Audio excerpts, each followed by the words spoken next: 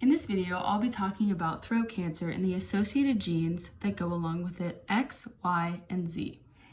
So in this situation, we have the three stages of the cancer progression: benign, malignant, and metastatic cancer. So to figure out what genes are normally in charge of what function, we look at first gene X.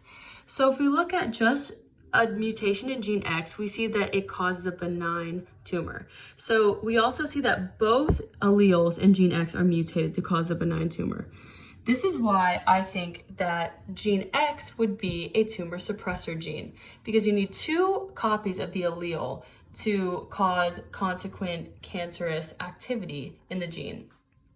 A mutation in this gene would result in a loss of function, and that would mean that its normal tumor suppressor gene activities would stop, and it would allow the formation of a benign tumor to form in this situation. The next stage of this cancer would be a malignant tumor. So in this situation, we see that gene X, both alleles are mutated like before, but now gene Y, only one allele is mutated. Since only one allele is mutated, this makes me think that it is a proto-oncogene in normal function.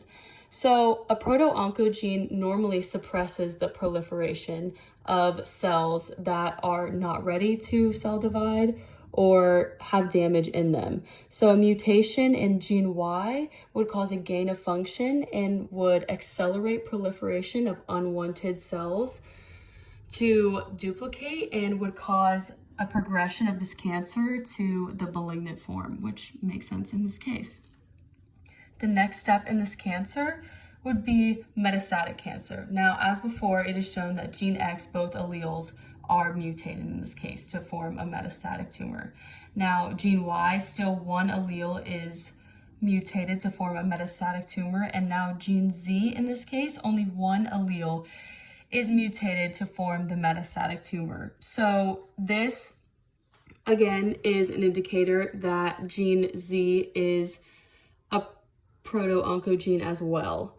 So this gene's normal function, in my belief, is to prevent the formation of metastatic tumors, and it does this by stopping the proliferation of the cells. Now, a mutation in this cell would cause a gain of function again, and only one copy is needed to be mutated, and this would cause the spread of the tumor and cause it to be metastatic in this case, and only progress the cancer to make it worse and more deadly.